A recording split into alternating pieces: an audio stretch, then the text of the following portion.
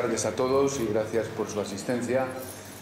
Para la Real Fundación de Toledo, el mantener este debate sobre el trasvase Tajo Segura nos parece que es uno de los debates más interesantes que en este momento podemos someter en esta institución, dado que tiene muchas connotaciones laterales. Estamos hablando...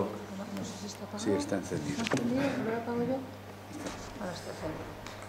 Porque estamos hablando de paisaje, estamos hablando del río, que es uno de los patrimonios más importantes que Toledo tiene, estamos hablando de un ecosistema, estamos hablando de fauna, de flora, estamos hablando de demasiadas cosas como para plantearlo únicamente en unos términos de equilibrio hídrico entre cuencas, si son más o menos importantes los aprovechamientos hídricos que dichos recursos se puedan tener en una zona o en otra.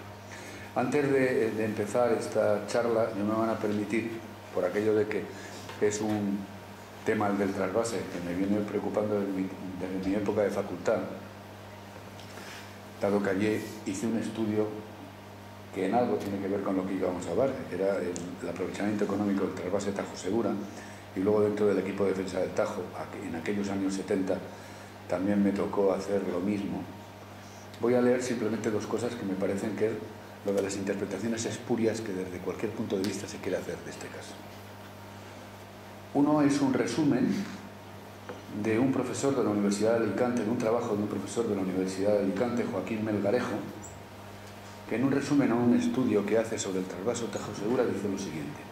Dice, con el inicio de la transición democrática en España, el trasvase Tajo Segura fue cuestionado desde diferentes ópticas. Por un lado, las distintas formaciones políticas lo criticaron por entender que se trataba de una obra decidida y prácticamente ejecutada durante el franquismo y por lo tanto antidemocrática. Por otro, el inicio de la configuración del Estado de las Autonomías puso de manifiesto las diferencias regionales en cuanto a la corrección del desequilibrio ideológico. Bien, yo por aquello de la edad fui testigo del proceso.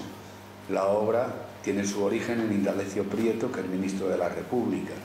Lo aprueba, eso sí, un ministro del franquismo, pero lo aprueban las primeras Cortes, las segundas, porque fueron las que surgieron de las elecciones del año 79, la aprobaron las Cortes democráticas con un 93% de votos a favor del aprovechamiento conjunto del trasvase Tajo Segura. Por lo tanto, críticas durante la transición no hubo muy pocas y desde luego las que hubo fueron absolutamente tapadas por la apisonadora de los partidos políticos que hicieron que todo el mundo fuera dócil en la cuenca del Tajo para evitar oponerse a aquella obra magna. Podríamos seguir con muchas de las referencias que aquí se han ido diciendo, casi siempre desde un punto de vista propiciado por una estructura metodológica que se empezó a llevar a cabo por el trabajo de una gran persona, que reconozco que es una persona que desde el punto de vista metodológico hizo una gran obra, como fue don Manuel de Torres, con su célebre obra del regadío murciano, Problema Nacional, que ya sentó unas bases que parece ser que son incuestionables, es como el dogma, y que a partir de él muy pocas veces se ha intentado cuestionar con una metodología sensata lo que aquella obra supuso. Por eso me parece que es muy importante el que la Universidad de Castilla-La Mancha, la UNED y otros profesores de otros centros universitarios se hayan dedicado a estudiar el trasvase Tajo Segura con una metodología académica importante. Al menos que se sienten sobre la mesa distintos puntos de vista para ver qué fue lo que se hizo, qué motivos hubo para hacerlo y cuáles han sido las consecuencias de una obra que desde el punto de vista hidrológico es cuestionable, pero desde luego desde el punto de vista paisajístico y medioambiental es evidente que se ha convertido en una losa para toda la cuenca del Tajo. Por lo tanto, yo ya he declarado claramente de que lo estoy. O sea, a mí el trasvase no me gusta nada en absoluto, me parece que fue un enorme error, pero dado que parece que nos lo tenemos que tragar, al menos cuestionemos sus consecuencias con la máxima fuerza y energía. Por lo tanto, bienvenido sea todo el debate que sobre el mismo se puede hacer. Y yo por mi parte nada más que darles la bienvenida a todos para poder llevar a cabo estos debates y te cedo, Beatriz, la palabra para que tú presentes a Enrique al conferenciante. Muy bien, muchas gracias, Juan Ignacio. Bienvenidos todos otra vez a esta segunda conferencia del ciclo Investigando el Tajo que organizamos el grupo de investigación del Tajo de la Universidad de Castilla-La Mancha junto con la Real Fundación de Toledo que nos acoge aquí. Bueno, ahondando un poco en las palabras de Juan Ignacio, creo que es importante, además de todos esos aspectos que él ha citado, el que nos viene a contar hoy en concreto el profesor Enrique San Martín, que es la economía del trasvase. Porque hay muchos estudios en las universidades de Murcia y de Alicante sobre la economía del trasvase desde su punto de vista, por tanto, de lo bien que puede resultar, evidentemente, siempre con beneficios. Y bueno, pues creemos que ese título es bastante elocuente, el que nos viene a contar Enrique San Martín, ¿no? En términos generales y con las cuentas a las que él ha dedicado toda su tesis doctoral a hacer, en qué quedamos, ¿no? Vamos a ver qué nos cuenta. Enrique San Martín es profesor de la UNED de Política Económica y, bueno, pues como os he dicho, es el resultado de su tesis doctoral del año 2011 lo que ha venido aquí a contarnos hoy. Así que, bueno, a ver qué concluimos después de esto. Enrique, cuando quieras. Buenas tardes. Lo primero quisiera agradecer a Beatriz, en primer lugar, por invitarme a formar parte de su grupo de investigación sobre el río Tajo. Contactamos gracias a mi tesis doctoral, ¿no? Pues me llamaron para un máster fluvial donde estaban analizando precisamente el caso del Tajo desde el punto de vista de la economía del agua, y a raíz de ello, pues bueno, me incorporé a su proyecto multidisciplinar, que va siendo necesario porque realmente la fuerza que se pone desde el otro extremo, desde las cuencas receptoras al trasvase, la publicidad y el esfuerzo que le dedican a defender sus intereses es bastante más grande que el que se dedica por el otro lado, ¿no? Entonces cualquier iniciativa en este sentido pues viene muy bien. Y en segundo lugar, pues también gracias a la Fundación por alojarnos aquí en este sitio tan estupendo. Y además me he llevado la sorpresa al mirar la Fundación, ¿no? Pues que en su propio escudo está el río Tajo, en este puente de San Martín. Entonces este es un tema que parece que ni pintado, ¿no? Si salís ahí a la estupenda terraza que hay fuera, pues ya lo podéis ver, ¿no? Bueno, entonces, como han mencionado, aquí ya llevan muchos años luchando contra estos temas, ¿no? El tema de la rentabilidad económica del trasvase es un dogma de fe. Y claro, es un dogma de fe en el sentido de que allí ha ido bien, ¿no? Porque esto lo que hay que tener en cuenta que es una inversión multimillonaria, y siempre que haces una inversión multimillonaria, si no la tienen que pagar los que reciben los beneficios, siempre sale rentable para los que reciben los beneficios. ¿Sale rentable para el resto? Pues es lo que vamos a ver si podemos verlo ahora. Para el resto, no para la cuenca del Tajo, sino para España en general, puesto que hay que interpretarlo como una obra del Estado, ¿no? Que se supone que tiene que beneficiar a la gran mayoría de los ciudadanos. Bueno, estos son más o menos los contenidos que vamos a ver. Una cosa que es obvia, trasvases ha habido siempre, ¿no? Los romanos ya hacían trasvases, abastecimiento, también los árabes para regadío, etcétera, etcétera. Quedan estupendas ejemplos en Segovia, las presas de Cornalvo y Proserpina, presas romanas, ¿no? Entonces, realmente el tema no es si los trasvases son buenos o son malos, ¿no? La cuestión está que no se puede generalizar, ¿no? Hay que aplicar en cada momento, hay que ver esas obras en particular, si sirven a un propósito, si salen bien económicamente, ambientalmente, socialmente, desde todos los puntos de vista, y entonces se decidirá. Pero no se puede suponer por el mero hecho de que es un trasvase de una obra hidráulica que ya de por sí va a ofrecer un rendimiento económico positivo.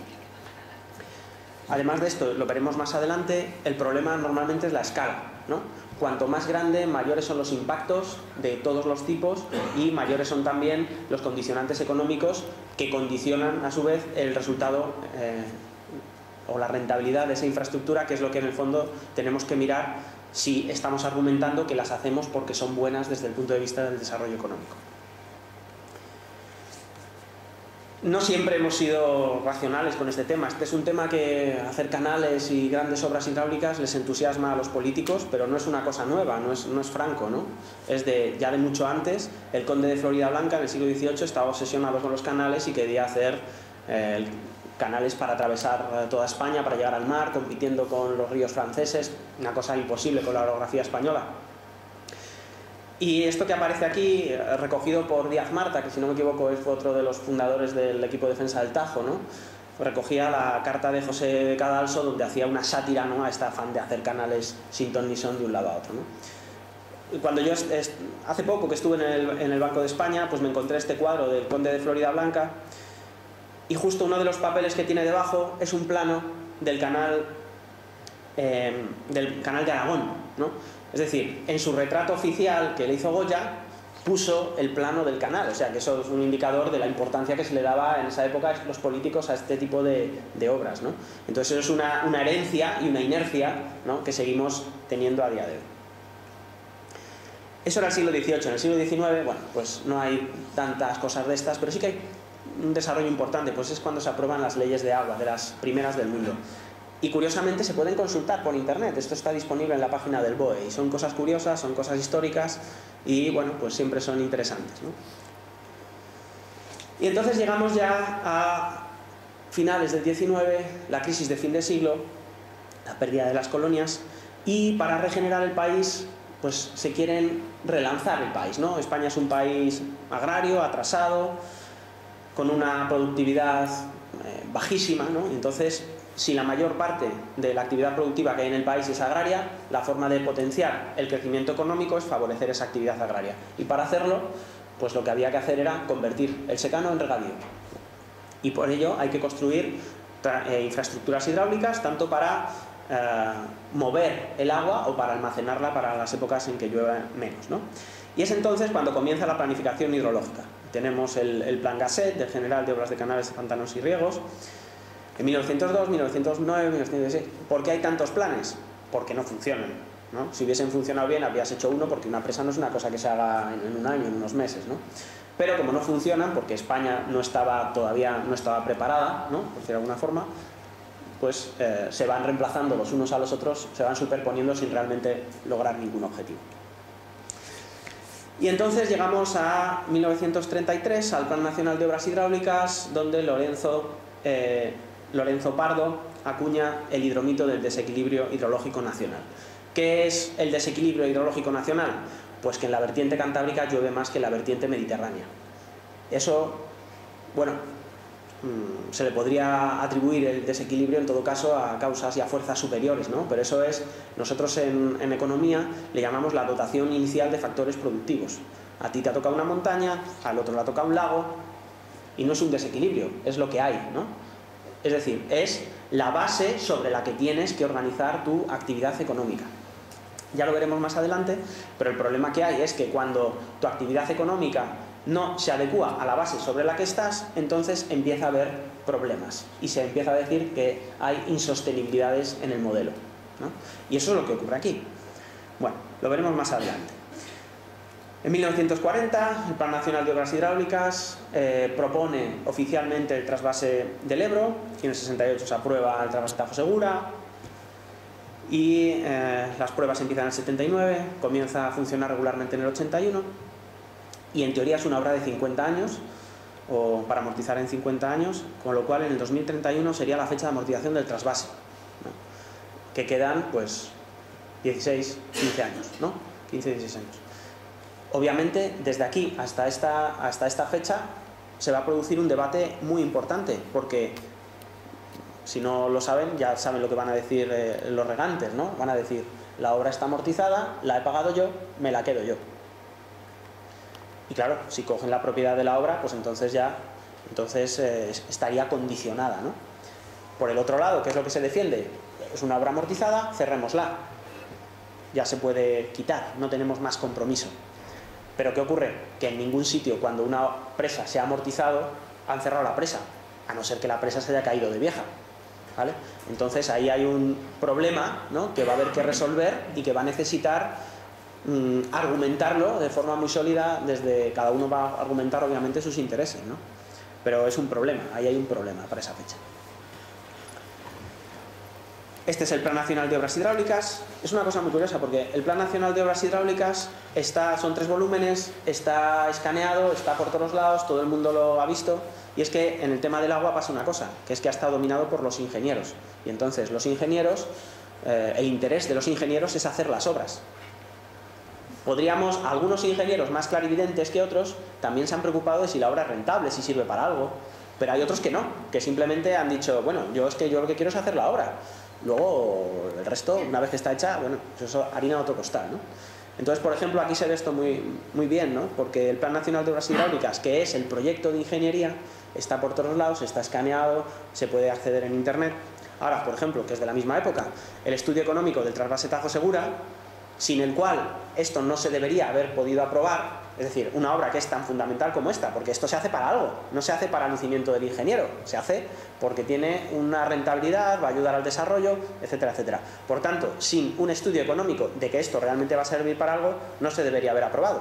Sin embargo, la obra de ingeniería tiene toda la relevancia, todo el reconocimiento, el estudio del análisis coste-beneficio que se hizo del proyecto del trasvase, que es un estudio muy bueno, es un estudio muy bien hecho, posiblemente mejor hecho que el estudio económico del Plan Hidrológico Nacional de 2001. No tiene errores conceptuales, tiene hipótesis incumplidas, o sea, son cosas diferentes, ¿no?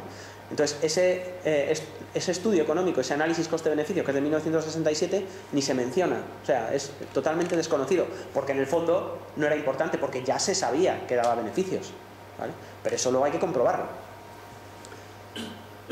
Este sería el trasvase del Ebro, la primera propuesta, que resulta que la primera propuesta la hizo Félix de los Ríos en 1937, mandó una cartita, ¿no? Mientras era republicano, estaba en el gobierno de la República, ¿no?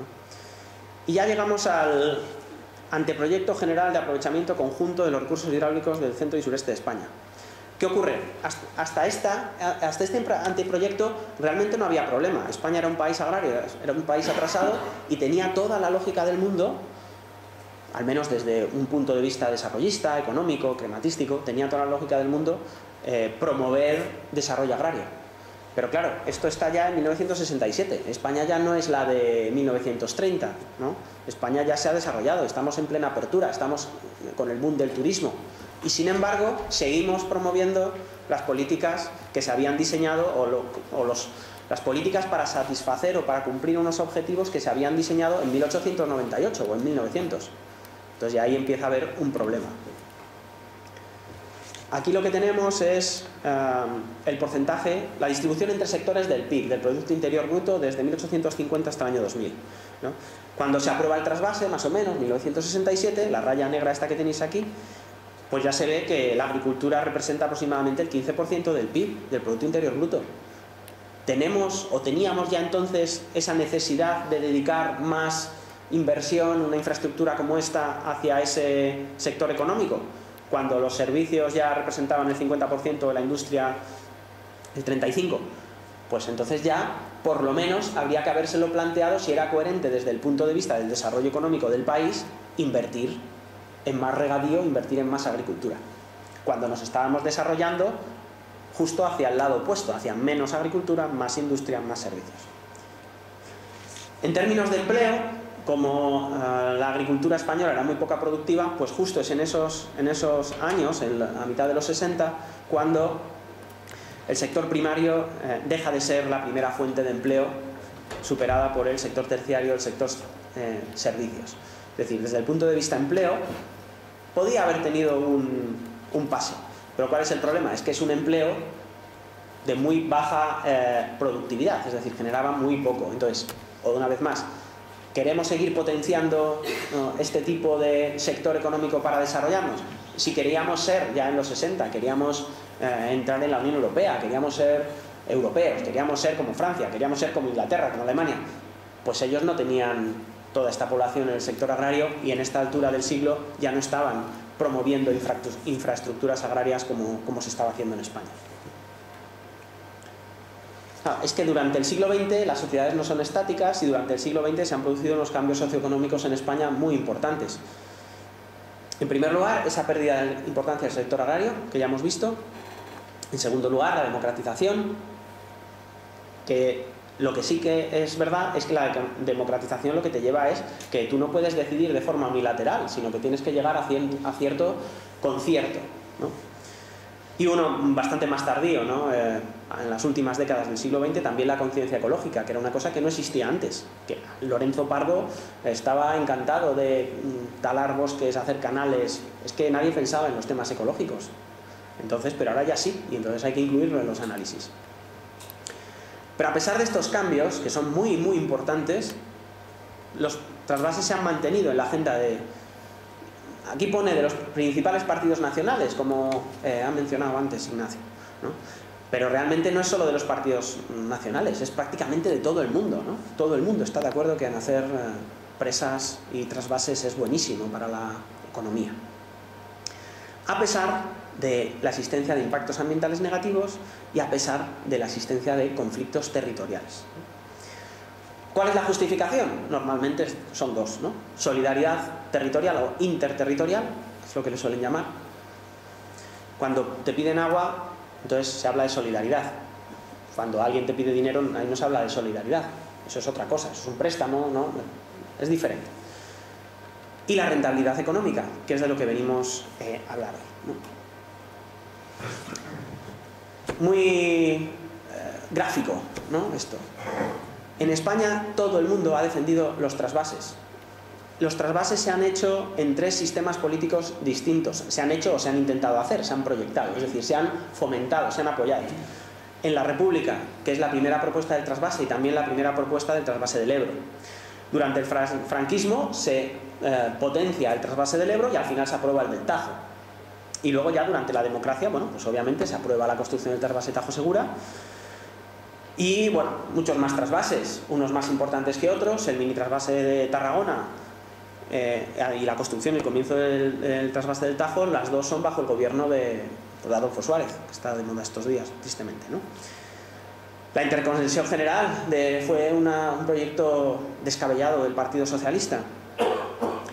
Y el siguiente intento de plan hidrológico nacional, más modesto que el anteproyecto del 93, pero fue defendido a muerte por el Partido Popular, que a su vez se opuso al anteproyecto. Cuando el PSOE gana tras las elecciones, se deroga ese trasvase y uno dice, bueno, va a cambiar la política. Bueno, cambio relativo, porque se deroga el trasvase, pero en lugar del trasvase se empieza con el plan agua. El plan agua basado en desalación es otra política de oferta. Entonces, ¿qué es lo que pasa? Pues ahora no hay problema con el tema de la desalación porque llevamos poco tiempo con la desalación. Pero si llevásemos 50 años o 100 años con la desalación, toda la costa estaría llena de desaladoras. Si no se le pone, si no se hace de otra forma las cosas, ¿no? Y el último trasvase importante, el Júcar-Vinalopó, promovido por el PP, con la oposición del PSOE. Cuando el PSOE llega al poder, el PSOE lo defiende, ¿no? Es decir, los partidos políticos realmente lo que han hecho con los trasvases ha sido política. Es decir, cuando han estado en el poder, los han apoyado, siempre. Cuando han estado en la oposición, han ido en contra. Pero no en contra porque piensen que el trasvase es malo, sino en contra porque van en contra de su oponente político, ¿no? Entonces, realmente ha habido un consenso entre los gobiernos de que los trasvases son buenos para la economía nacional.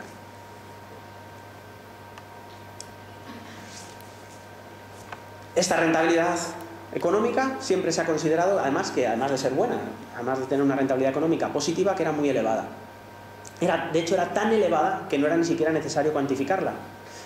Necesario o conveniente, digo, porque vamos a ver si vamos a estudiarlo y va a resultar que eso que era tan maravilloso, tan rentable, etcétera, etcétera, no lo es tanto, y entonces ya no podemos hacer el trasvase, y el pobre ingeniero de turno que estaba tan ilusionado, pues no lo puede construir, ¿no? Entonces mejor no lo miremos. Esto se hace de una forma muy fácil. Tú contratas un estudio para un proyecto de ingeniería y contratas un estudio para un proyecto de un análisis económico de la rentabilidad del trasvase. Como esos, si el que va a iniciar la infraestructura no contrata el proyecto de ingeniería, pero no contrata el otro, no hay estudio económico, ¿vale? Igual que tendría que hacer con cualquier otra cosa, ¿no? Entonces, ¿cuál es el resultado de esta rentabilidad elevada supuesta? Pues que hay muy pocas evaluaciones ex ante.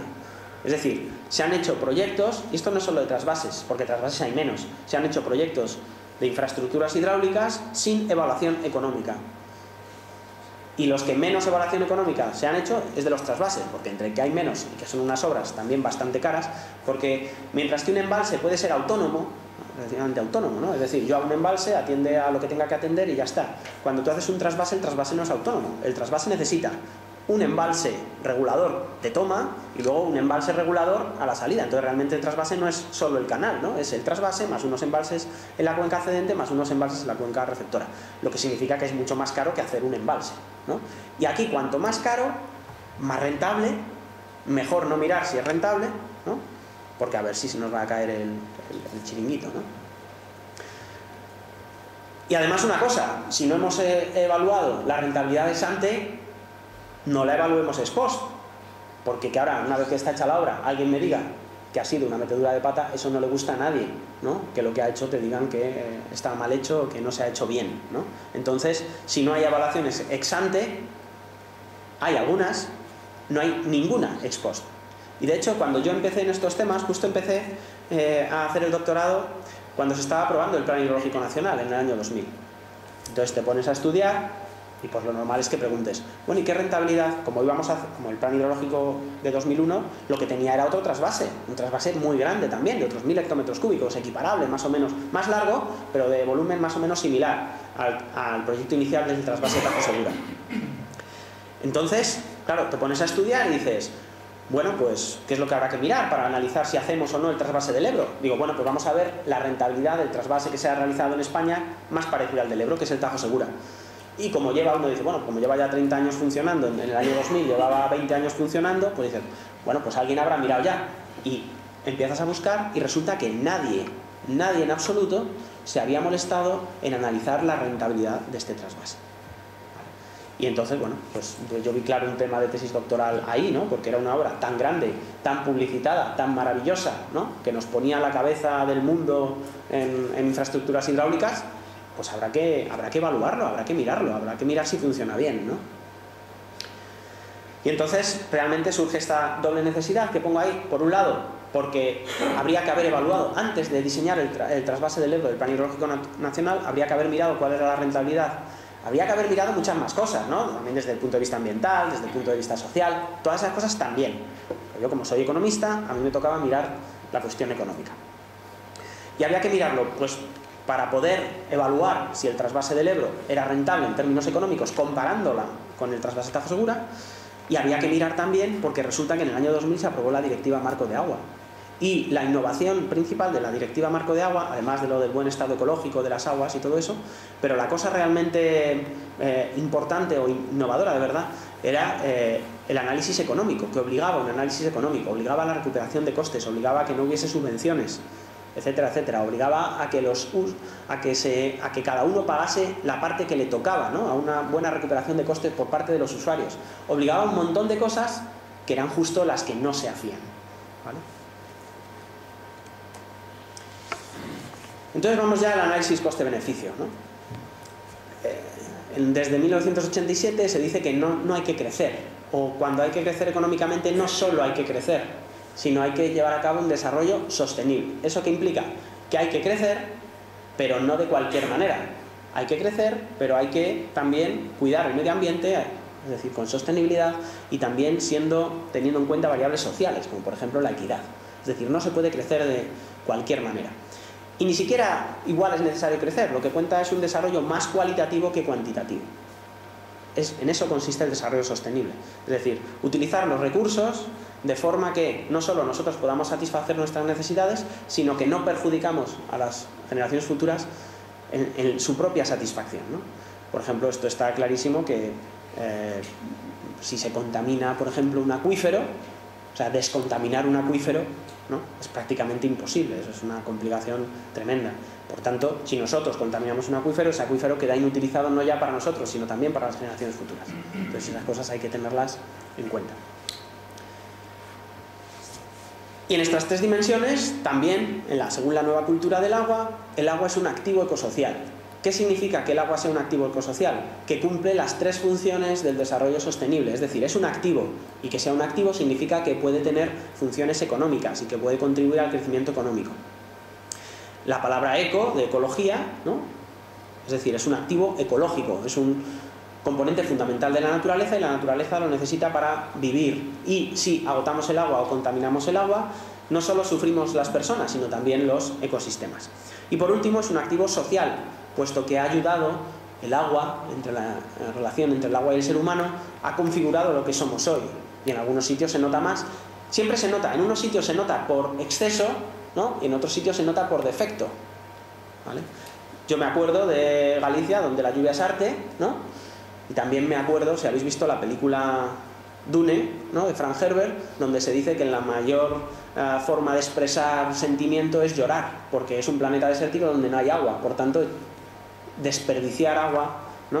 Es lo más valioso que hay, ¿no? Entonces, realmente, la cultura humana está configurada también, no solo, pero también por su relación con el agua, ¿no? Y esa sería la dimensión social. ¿Qué es el análisis coste-beneficio? Que me sirve para medir las rentabilidades de las infraestructuras, de los proyectos de inversión. El análisis coste-beneficio es una técnica muy contrastada que se va haciendo ya mucho tiempo, que lo que hace es balancear o comparar beneficios e ingresos, tanto pasados como presentes y futuros, para dar un único resultado que es el que me va a decir si una determinada obra o infraestructura es rentable o no. Se viene usando desde los años 30 en Estados Unidos y además es que justo en Estados Unidos se empezó a usar para valorar infraestructuras hidráulicas.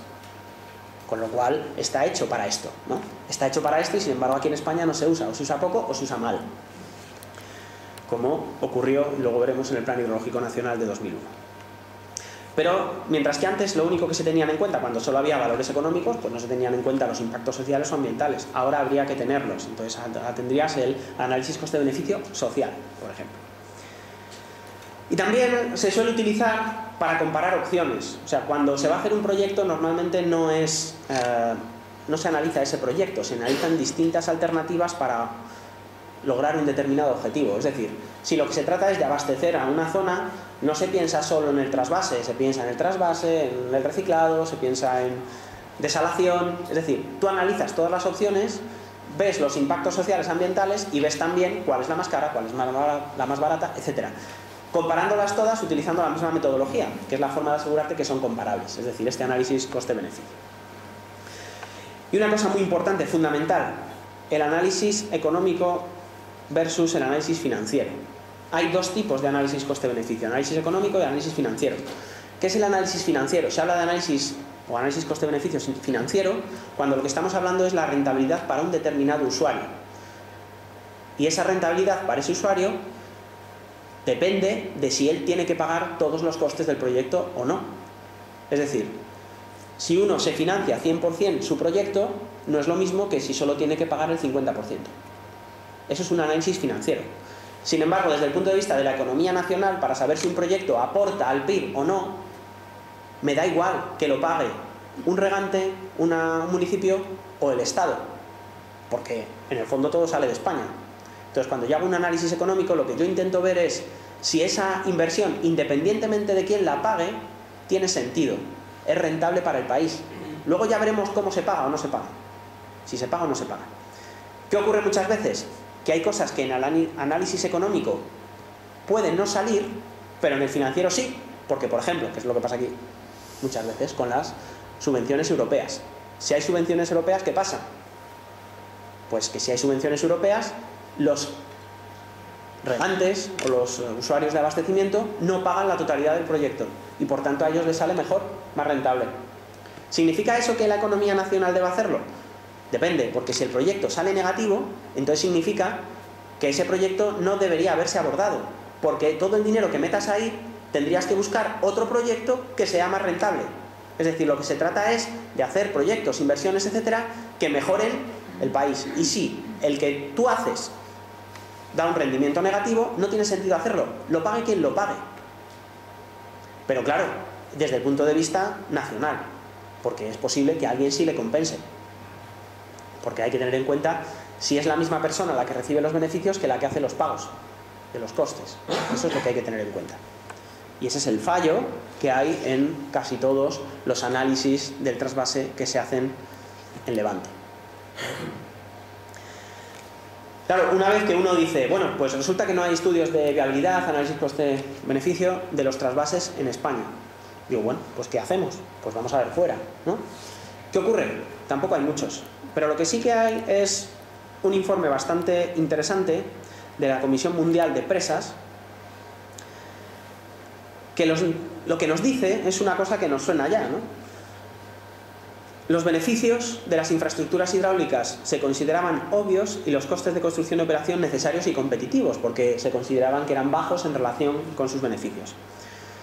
En el momento que se percibe que empieza a haber impactos sociales, ambientales y que los rendimientos económicos no son tan bonitos como se pintaban, entonces ya es necesario evaluar, es necesario ver a ver si esos rendimientos compensan de los costes ambientales y compensan de los costes sociales.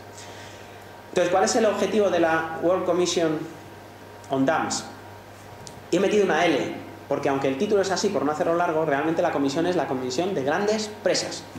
Y ese grandes es importante, es muy importante. ¿Por qué? Cuando el proyecto es grande, normalmente una persona o un pequeño grupo de usuarios no lo puede llevar a cabo. Y entonces es cuando entra la administración. Comunidades autónomas, Estado, instituciones internacionales, ¿no? El Banco Mundial, etc. Y ahí es cuando empieza a haber problemas. Es decir, cuando un grupo muy pequeño de gente hace una infraestructura y sabe que la van a tener que pagar ellos, bueno, en primer lugar, si son poquitos, pues la infraestructura será pequeña, porque será lo que pueden pagar, y mirarán muy bien la rentabilidad, si es necesaria, si no es necesaria, etc. En el momento que aumentamos la escala, empieza a pasar este problema del análisis financiero económico. Yo meto a un gobierno, a una comunidad autónoma, significa que yo ya no voy a pagar todos los costes. Por tanto, ya pues, un 1% arriba, un 1% abajo, si no lo pago yo, porque los beneficios sí que se los lleva el usuario, pero si los costes los asume otro, pues ya no es tan cuidadoso. Entonces, en el momento que empiezas a hacer las infraestructuras cada vez más largas, ¿no? Empieza a haber problemas. Hay problemas económicos y también problemas técnicos, porque coger un litro de agua no tiene mayor problema. Coger 100.000 millones o trillones de litros de agua, pues igual no lo puedes coger siempre, ¿no? Entonces ahí empiezan a haber los problemas. Entonces esta comisión se hace con el objetivo de evaluar el rendimiento de las grandes presas y diseñar buenas prácticas para su realización. Entonces aquí hay una serie de gráficos muy interesantes, donde nos dicen los de la izquierda son de regadío, los de la izquierda son los de regadío, los de la derecha de presas de hidroelectricidad. Los gráficos de arriba lo que nos dicen es si el agua, ¿no? El rendimiento técnico, es decir, si el agua que decían que iban a coger, iban a suministrar, es la que finalmente, cuando se ha ejecutado el proyecto, es la que suministran, ¿no? Eso en la línea de arriba. Y la flecha hacia abajo, la flecha hacia la izquierda, lo que nos está diciendo son situaciones donde no se llega a cumplir el objetivo, que es justo lo que pasó en el trasvase TAP Segura. Se diseñó para 1000 y al final solo se trasvasan 600. Pero no por un capricho, sino porque las aportaciones al final eran la mitad de las que se consideraron inicialmente. Las aportaciones, la lluvia, ¿no? Entonces se ve que por lo menos la mitad de las presas no dan el agua que decían que iban a dar. Y abajo tenemos también las rentabilidades, ¿no? Y claro, las rentabilidades a la izquierda están las rentabilidades cuando se hace el proyecto, cuando se hace el estudio preliminar del proyecto. Como se ve ahí, un 12% de rentabilidad. Bien, ¿no? Pero cuando se ejecutan, la rentabilidad baja mucho, ¿no? La mayoría se sitúan en umbral. El umbral que hablan aquí en este informe es de un 10% de tasa interna de rentabilidad, ¿no? Es decir, tasa interna de rentabilidad la consideran un 10%, la consideran aceptable, ¿no? Una rentabilidad menor sería ya deficiente y no te permitiría recuperar costes, etc. Empezarías a tener problemas de justificación económica, ¿vale? Y como se ve, claro, cuando tú evalúas y construyes castillos en el aire, todo es muy bonito, pero cuando te vas a hacerlo de verdad, las cosas no salen igual. Pasa lo mismo con las de abastecimiento, exactamente peor incluso, ¿no? ¿Cuál es la ventaja del abastecimiento respecto al regadío? Pues la ventaja es que al usuario de abastecimiento le puedes cobrar mucho más, porque como el agua no es un factor productivo del usuario de abastecimiento, no usa tanto en proporción con el regante, ¿no? Entonces no es igual de sensible a los precios. ¿Cuáles son las conclusiones del informe? Bueno, pues que todas las infraestructuras no cumplen sus objetivos. No cumplen objetivos técnicos, están por debajo, no cumplen objetivos técnicos, no cumplen objetivos económicos, no recuperan los costes de la inversión. Y luego además, otra conclusión, que es lo que ocurre aquí en España. Teniendo en cuenta todo el dinero que se ha invertido, hay muy pocas evaluaciones. Y es más, yo diría, como se ha invertido mucho dinero, desde algún sitio se han frenado esas evaluaciones, porque a ver si iba a salir que se estaba tirando el dinero, ¿no? Entonces realmente no ha habido interés, al menos no ha habido el mismo interés en hacer la evaluación económica que en hacer la evaluación técnica, ¿vale? Si en vez de las presas nos vamos a los trasvases, primero hay que tener lo que ya he dicho antes, ¿no? Para hacer un trasvase necesitas unas presas en cabecera, unas presas en la cuenca central, o sea que realmente un trasvase suele implicar presas. Si ya la rentabilidad de las presas no es buena, pues la rentabilidad del trasvase es dudosa, porque el trasvase se hace en conjunción o en relación con las presas, tanto de entrada como de salida, como es lógico, ¿no? Tienen que ser coherentes. Entonces, al igual que pasa con las presas, hay pocas evaluaciones económicas.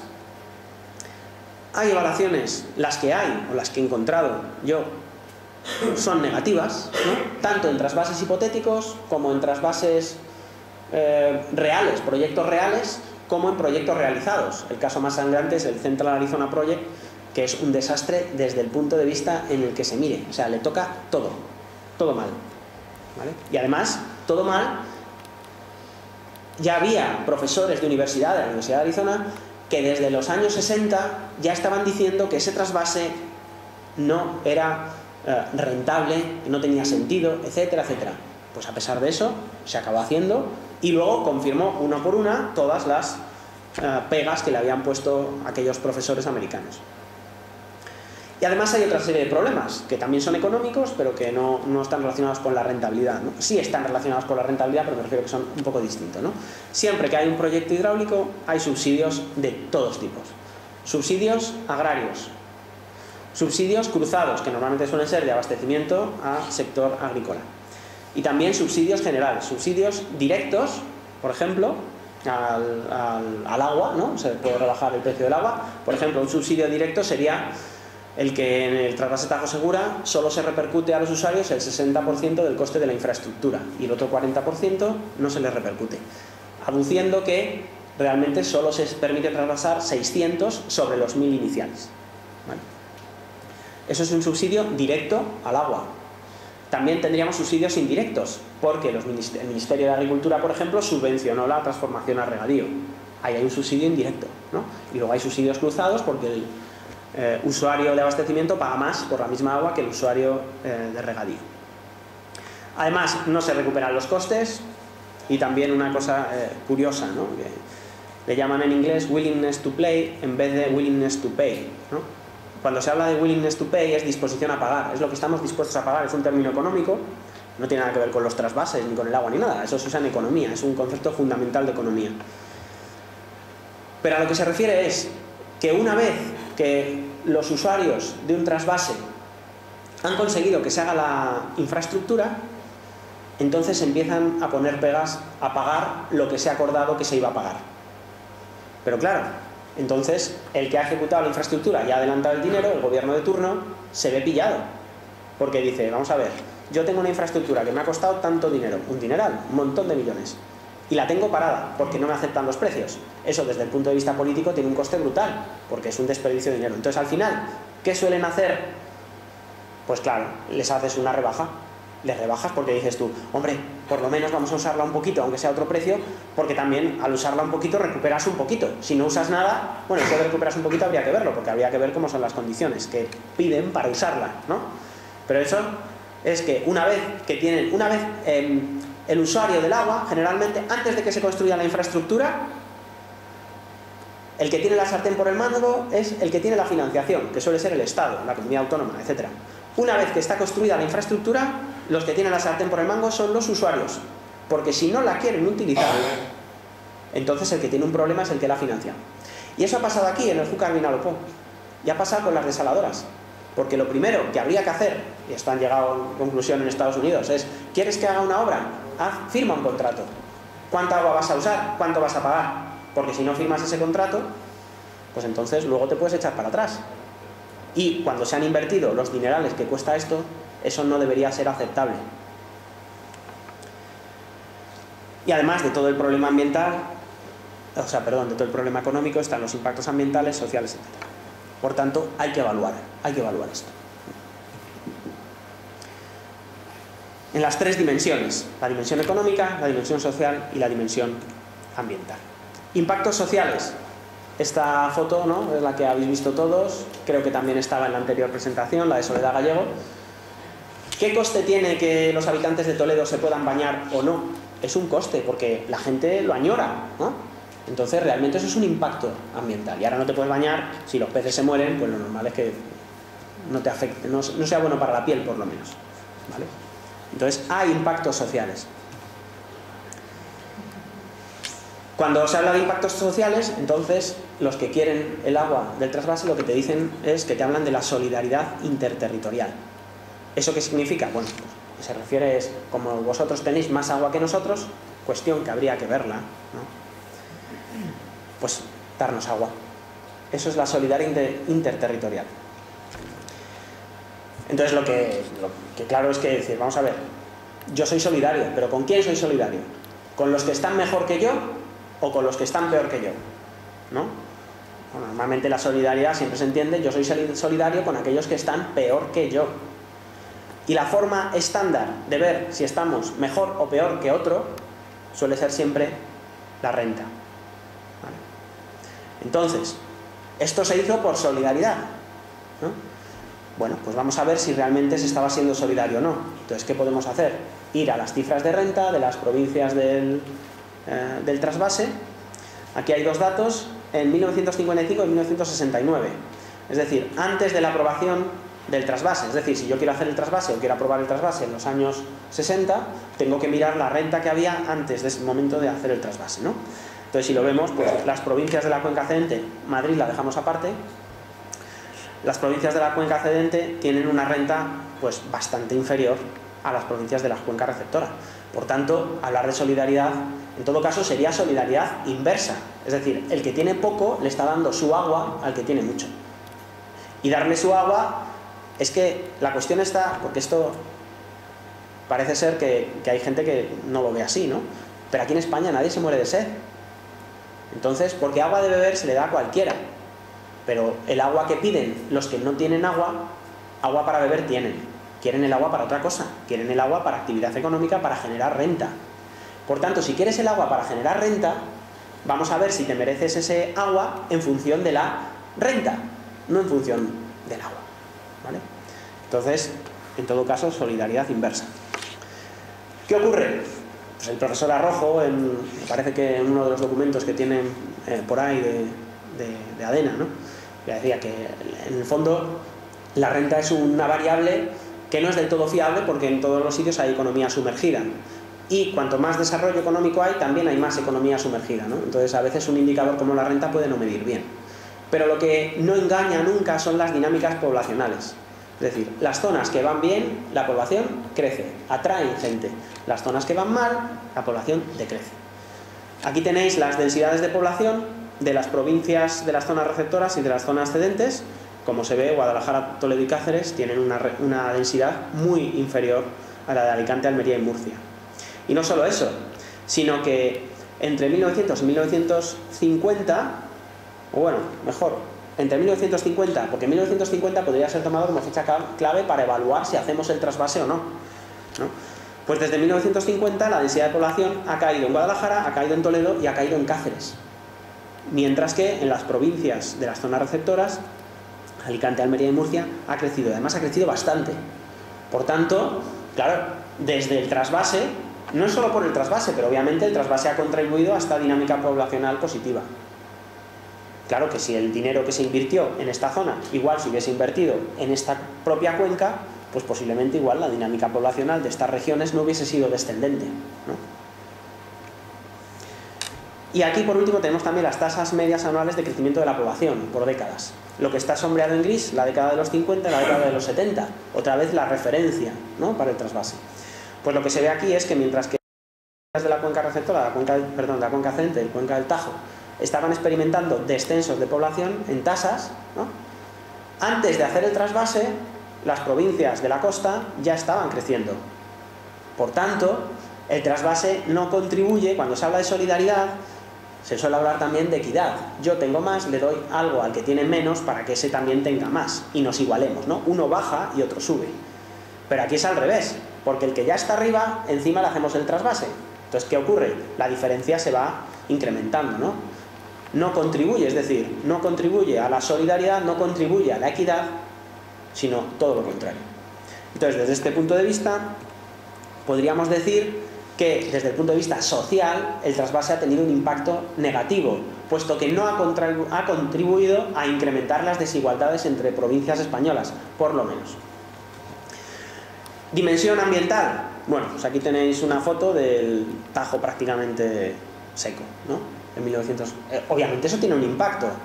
Los ríos no están planeados para estar secos. Cuando el río está seco se muere todo, se mueren los peces, se muere la vegetación de ribera, se muere todo, ¿no?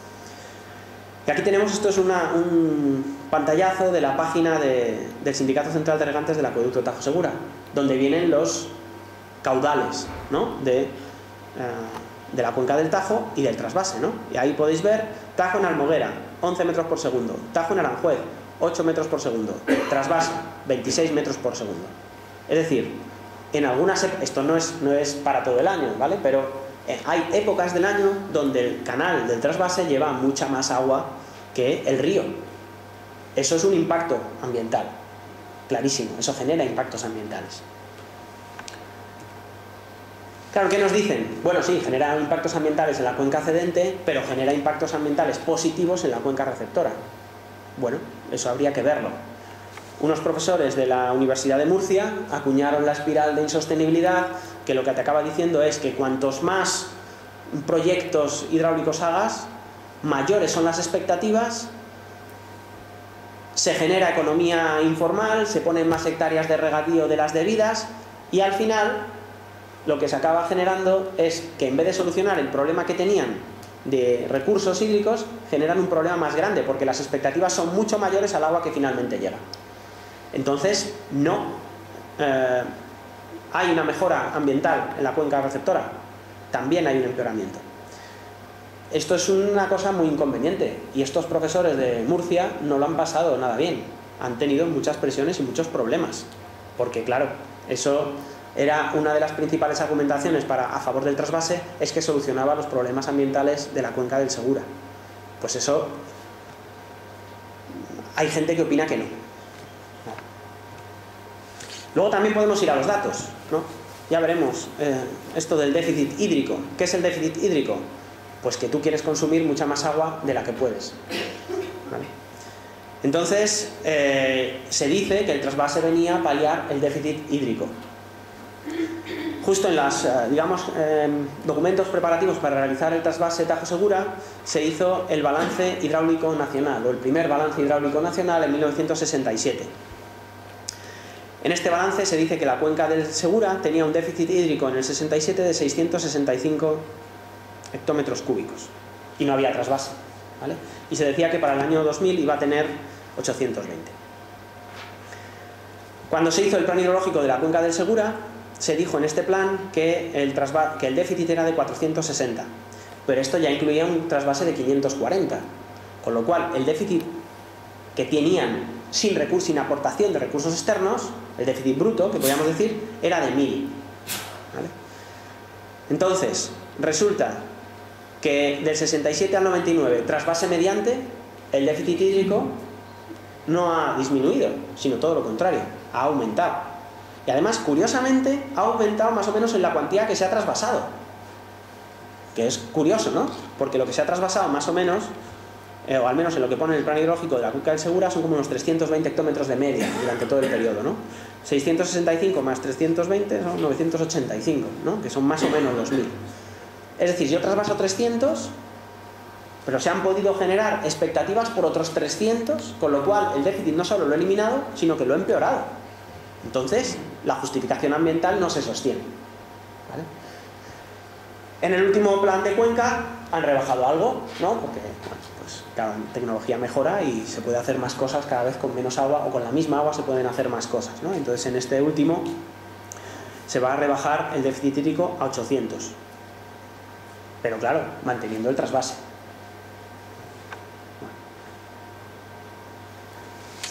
Una cosa muy importante, esto del déficit hídrico. ¿Qué es esto del déficit hídrico? ¿Qué es eso del desequilibrio hidrológico nacional? Pues son lo que los científicos han llamado, el profesor Llamas lo ha usado mucho, un hidromito. ¿Qué es un hidromito? Esta es la definición. Es una idea prácticamente errónea sobre algo relacionado con el agua y que está ampliamente difundido entre el gran público, incluso entre amplios sectores de la comunidad científica o de la administración hidráulica. El mito es una especie de axioma o dogma que prácticamente se toma como un hecho cierto y que no se discute. Suele tener cierto fundamento en algún hecho real que es interpretado de modo sesgado. Esto es un hidromito. El desequilibrio hidrológico nacional. En unos sitios llueve más que en otros. Eso es un hecho. Es un hecho. Y en unos sitios hace más sol que en otros. Y en unos sitios hay más bosques que en otros. Pero nadie va hablando de que hay el desequilibrio solar nacional, ¿no? Es que es la dotación inicial de factores. Como lo llamamos en economía, dotación inicial de factores. Eso no es un desequilibrio que haya que corregir, eso no es algo que esté mal, eso es así. Y la forma más inteligente de funcionar es adaptarte a tu dotación inicial de factores. Cuando uno cobra en su trabajo 1.000 euros, lo inteligente es adaptarte a un gasto sobre esos 1.000 euros. No decir, es que tengo un déficit de salario de 2.000, pues voy a gastar 2.000. Eso, ¿qué es lo que se dice? Que no es sostenible. ¿Vale? No es sostenible. Si no te adaptas a tu dotación inicial, tarde o temprano vas a tener problemas. Es un problema de sostenibilidad. Claro, y siempre hay algo cierto ahí, ¿no? Eso que llueve más. Luego también el déficit hidrológico. ¿Qué significa el déficit hidrológico? Bueno, pues el déficit hidrológico significa que hay sitios donde gastas más de lo que tienes. Y claro, si hay déficit en un sitio, en el otro sitio ¿qué habrá? Pues dicen que hay aguas excedentarias. Incluso hasta el punto hay, no recuerdo ya dónde es, ¿no? Pero alguien decía, bueno, es que cada vez que el Ebro echa agua al mar, o el Tajo, o el Segura, eso es un desperdicio, ¿no? ¿Qué podríamos hacer? ¿Qué podríamos regar con ese agua? Digo, bueno, pues los ríos siempre han llevado agua. Y cuando no han llevado agua, han generado problemas. Y se sabe, por ejemplo, el caso de Egipto, donde la presa de Asuán eliminó el vertido de sedimentos al Nilo y arruinó pues la pesca en la desembocadura, en el delta del Nilo, que era un negocio pues muy importante, ¿no? Entonces, los hidromitos están en la base de todo el problema. Entonces, cuando alguien dice, es que el déficit hidrológico es tal, lo que habría que decirle es, perdona, eso no existe. ¿Cómo lo tenemos que decir? ¿Qué es lo que tenemos que decir? Cuando estamos en el modelo, digamos, anticuado, en la gestión tradicional de los recursos, si decimos que hay mayores usos que disponibilidades, entonces decimos déficit hídrico. Pero si estamos en el modelo actual, el modelo del siglo XXI, ¿qué es lo que decimos? ¿Estás gastando más de lo que tienes? Gestión insostenible. Eso es insostenible. Y al revés, ¿gastas menos de lo que tienes? Eso es una gestión sostenible del recurso, ¿no? Entonces eso de déficit, desequilibrio, claro, hay que saber cómo lo calculan y cómo van para poder rebatirlo y explicarlo. Pero eso realmente es un hidromito, ¿no? Y es un hidromito que está calado hasta lo más hondo del español medio. Sobre todo del español medio de meseta para abajo, o sea, del Cantábrico para abajo, donde no hay tanta agua, ¿vale? Porque además hay que tener otra cosa en cuenta. ¿Es escasa el agua en España? ¿Es escasa el agua en España? Pues tenemos 3 millones de hectáreas de regadío. Entonces, si tú le dices al de Arabia Saudí, en España no hay agua, digo, pues no sé cómo tienes 3 millones de hectáreas de regadío, o al de Argelia, ¿no? Entonces, es que hay dos tipos de escasez. Hay escasez relativa y hay escasez absoluta. Escasez absoluta es cuando no hay agua, en absoluto. En el desierto no hay agua. ¿Hay un desequilibrio en el desierto? Y dices, hombre, el desierto es desierto. Si hubiese agua, no sería un desierto, sería otra cosa. Y nadie dice que en el Sáhara hay un desequilibrio hidrológico, que no tiene mucho sentido, ¿no? Entonces, cuando tenemos estos hidromitos, lo que tenemos que hacer es tratar de desterrarlos, ¿vale? Tenemos que educar, ¿no? Hay que educar un poco a la gente, porque si no se le explican las cosas, no lo van a entender, ¿vale? Entonces, en ese sentido, es importante educarlos, ¿vale? Se me olvidaba, claro. En España no hay escasez absoluta de agua. Lo que hay es escasez relativa. Es decir, relativa. ¿Por qué hay escasez de agua en España? Porque queremos usar en algunos sitios donde hay poca agua, mucha agua. Y eso se llama escasez relativa. Federico Aguilera, que fue uno de los pioneros en la economía del agua en España, habla de la escasez socialmente provocada. Hay escasez. ¿Por qué hay escasez en Levante? Claro, como hemos puesto todas las casas, todos los turistas, todos los cultivos, todo en el mismo sitio, en una franja de tierra de 10-20 kilómetros respecto a la costa, justo en el sitio donde menos llueve en España, claro que hay escasez, pero que no llovía ahí ya lo sabías antes de ir y poner allí la actividad económica, ¿vale? Por tanto, la escasez de agua es relativa, ¿vale? Eso es fundamental. Si recapitulamos, pues resulta que en cuanto a evaluación económica, la rentabilidad ambiental es negativa, la rentabilidad social es positiva. ¿Qué nos queda para compensar? obviamente, la dimensión económica. Eso que no se estudiaba, no se evaluaba, no se calculaba, porque no era necesario. Pero claro, en el momento que hay impactos negativos, sí es necesario. Si la rentabilidad fuese negativa, entonces obviamente está clarísimo que si no da en ninguno el resultado global es negativo, pues claro, no habría que haberla hecho. Solo si el resultado fuese positivo y suficientemente positivo, se podría pensar que hay una racionalidad en la infraestructura. Este es un esquema del funcionamiento más que del trasvase de cualquier infraestructura hidráulica. Tenemos arriba, tenemos al Estado, que por medio de las confederaciones me daría igual que fuese el Estado una comunidad autónoma, da igual.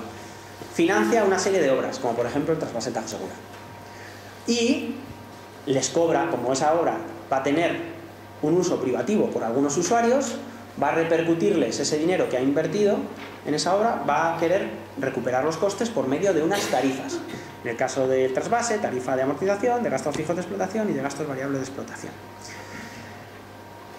La obra le da agua a los usuarios y los usuarios, a cambio, pagan la tarifa. Y luego los usuarios cogen esa agua y con esa agua hacen sus actividades productivas, ya sea riego, productos agrarios, o usan el agua para abastecimiento urbano, ¿no? ¿Cuál es el problema que hay? El problema que hay es cuando hacemos el análisis económico, no podemos hacer análisis económicos parciales. ¿Cuáles son los análisis económicos que se usan para justificar el trasvase en las cuencas receptoras? Se hacen análisis económicos que solo tienen en cuenta esta parte de aquí abajo, ¿no? Solo tienen en cuenta los resultados de todo el proceso, sin tener en cuenta lo que ha costado. Entonces, claro que sale positivo. Si solo tengo en cuenta los productos agrarios, pero no tengo en cuenta lo que ha costado la infraestructura, los impactos ambientales, sociales, etc., claro que me sale positivo. Eso es lógico. Eso lo ve cualquiera. Luego hay otra serie de análisis que lo que analizan son las tarifas, otros análisis económicos que analizan las tarifas. Esos análisis son más interesantes que estos otros que no tienen ninguna utilidad. Pero el problema que hay es que muchas veces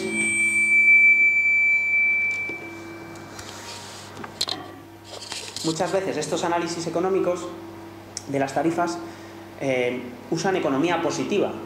En el sentido que es la economía positiva, es lo que son las cosas. Es decir, si hay una ley que dice, como de hecho lo hay, que a los usuarios del trasvase solo se les repercute el 60% de los costes de inversión, pues los que analizan las tarifas dicen, no, es que no pueden pagar más porque la ley dice que tienen que pagar el 60%.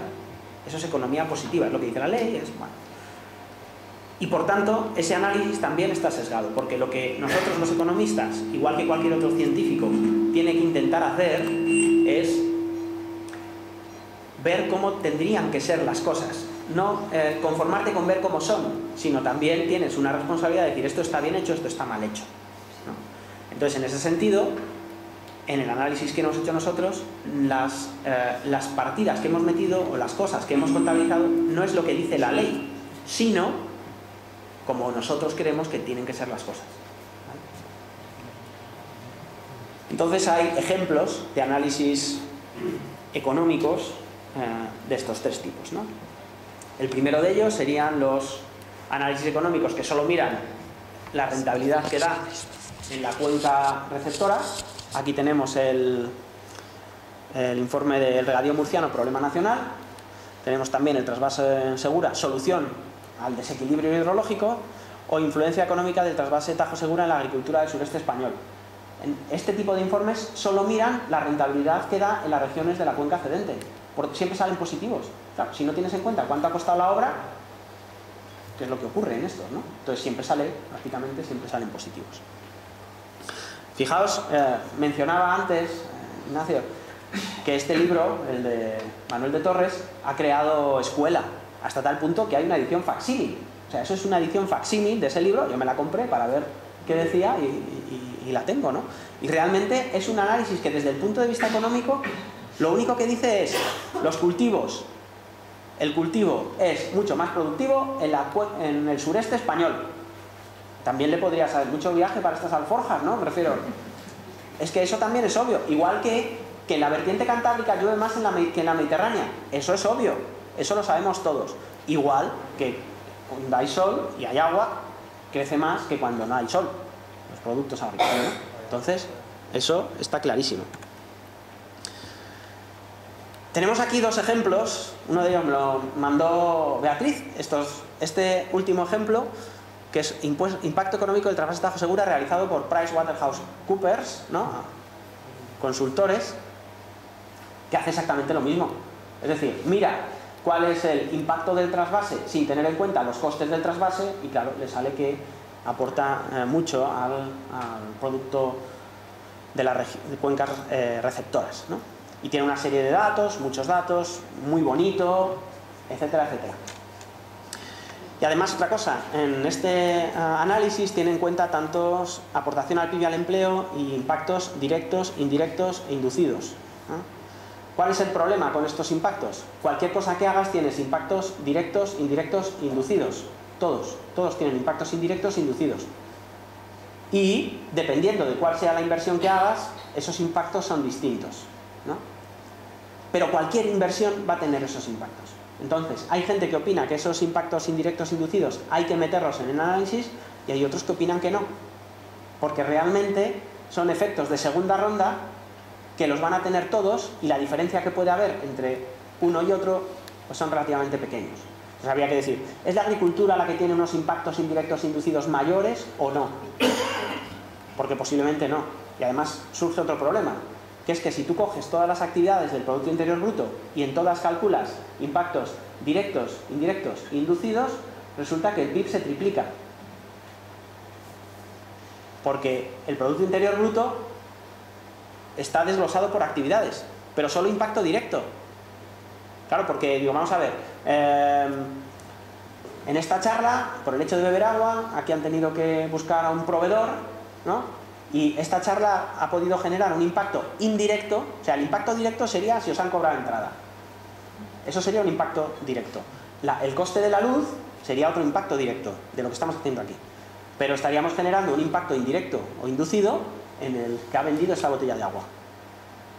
¿Vale? Pero claro, este señor que ha vendido la botella de agua, en el Producto Interior Bruto, no está metido en la Fundación Real de Toledo, fundaciones, etcétera, sino está metido en restauración. Entonces, si yo lo contabilizo en la Fundación Real de Toledo y en restauración, lo estoy contabilizando 2 veces. Entonces, para contabilizar todo una única vez, solo tengo que tener en cuenta impactos directos. Y los inducidos los tengo que dejar aparte. Por tanto, si voy a comparar entre actividades económicas, pues igual no es bueno meter los inducidos. Obviamente, si lo que quiero es aumentar el volumen, aumentar el número, pues lo meto. Y así sale más grande. Pero todo tiene impactos inducidos e indirectos, ¿vale? Bueno, cogiendo un poco la idea también de Soledad Gallego, ¿no?, que hablaba de los señores del Tajo, también hay unos señores del trasvase, ¿vale? Y ahí el trasvase tiene 2 patas, digamos. Una es la Mancomunidad de los Canales del Taivilla y la otra es el Sindicato Central de Regantes del Acueducto Tajo Segura. Hemos puesto la corona real, lo otro es una corona de marqués o de duque, ¿no?, a otro nivel. Realmente eso se podría discutir, porque resulta que como el agua para abastecimiento urbano tiene prioridad, la Mancomunidad de Canales del Taivilla podemos decir que siempre coge primero, ¿vale? Sin embargo, los que movilizan y generan la repercusión, las demandas, etcétera, son siempre el Sindicato Central de Regantes del Acueducto Tajo Segura. Entre otras cosas, primero, su dotación es mayor. Y como los otros tienen prioridad, siempre que se recorta, el primer perjudicado es el Sindicato Central. Y además la Mancomunidad de Canales del Taivilla es pública. Por tanto, como es un representante público, pues si la administración pública en su estructura jerárquica le dice que tiene que tomar 50, pues tomará 50. Y si le dice que 100, 100. Sin embargo, el Sindicato Central de Regantes del Acueducto Tajo Segura es privado, gente, son regantes privados y defienden sus intereses con bastante ahínco, yo incluso diría con bastante efectividad, porque están muy organizados. Están muy organizados y parece que les va relativamente bien, a raíz de todas las cosas que están haciendo en estos últimos tiempos. Tenemos el informe, este que ya he mencionado, de PricewaterhouseCoopers. No sé si sabéis, pero la hora de consultor grande, Price, Ernst & Young, todas estas, no es precisamente barata. Sale mucho más barato un profesor universitario, eso por descontado. Entonces, si tienen dinero para pagar esto, o no les va mal, o tienen subvención, financiación por otro lado, ¿vale? Además, han hecho una página web que se llama trasvasetajosegura.com, y donde tienen lo que hemos visto antes de los caudales, tienen un vídeo con animación sobre lo bueno que es el trasvase Tajo Segura, pero todos los análisis son siempre del mismo tipo, es decir, análisis donde solo se ve lo que ellos ganan, pero no se ve lo que ha costado llevarles el agua hasta allá. ¿Vale? Hay otro tipo de informes, los de la tarifa. Los de la tarifa, es que la tarifa del trasvase Tajo Segura es una tarifa excepcional en el ordenamiento jurídico español de infraestructuras hidráulicas. Es única y ninguna más funciona así. Tenía muy buenas intenciones, pero han quedado un poco desvirtuadas. Se dice que es importante esta tarifa porque elimina las subvenciones. No se cumple, porque de partida ya tiene una subvención del 40% al coste de las obras. Esto es importante porque, claro, la infraestructura se proyecta para 1000, pero solo se autorizan trasvasar 600. Pero eso no es arbitrario, sino porque realmente de los primeros estudios que se hicieron en 1933, la situación ha cambiado mucho, ya no llueve como antes. Y las aportaciones en la cabecera del Tajo son la mitad. Y por tanto se rebaja de 1000 a 600. Entonces, claro, pero la obra está sobredimensionada. Entonces, ¿qué ocurre con ese 40% de obra que no se utiliza? Que realmente no es un 40%, es mucho menos. O sea, porque la diferencia entre hacer una infraestructura de 600 y de 1000 no es el 40%, es menos, porque, por ejemplo, la expropiación del terreno es la misma, ¿vale? Entonces, no habría que descontar el 40, se podría ver, si se descuenta, a ver cuánto era. Pero bueno, en fin. Ahora bien, claro, ¿quién ha metido la pata? Alguien ha metido la pata en este... O sea, si proyectas para 1000 y haces por 600, alguien ha metido la pata, ¿no? Entonces tú dices, ¿quién le toca pagar? Pues normalmente le toca pagar al que ha metido la pata, ¿vale? Entonces, no hay muchas opciones. O paga la administración, o pagan los usuarios. Claro, los usuarios, ¿qué dicen? Obviamente, que pague la administración. Pero es que la administración somos todos. Digo, yo no estaba, no existía, pero la gente que estaba cuando se decidieron estas cosas, dices, pero si esta es una obra hecha a petición ¿de qué? ¿De quién? ¿Quién ha hecho esta? O sea, ¿quién ha fomentado que se haga esta obra? ¿No? Digo yo que habría un promotor. Claro, luego, si todo el mundo vota a favor, podría decir, bueno, cuando todo el mundo vota a favor, pues se siente mucho entre todos. Bueno, eso es una opción. Yo soy de la opción de que las cosas las tienen que pagar. Esto es el tema de las autopistas. La gente normalmente está siempre en contra de los peajes. Pero lo que uno está muy en contra es de que no use nunca esa autopista y que la tenga que pagar con sus impuestos. Entonces dices, ¿un peaje? Claro, si yo uso la autopista y lo pago yo, pero imagínate el que no usa la autopista y paga, que es peor, ¿no? Entonces, hay ciertas cosas donde se podría discutir. Yo creo que es una subvención encubierta. Y el que promovió esta infraestructura, que en el fondo sabemos quiénes son, pues los que iban a recibir el agua, no los otros, ¿no?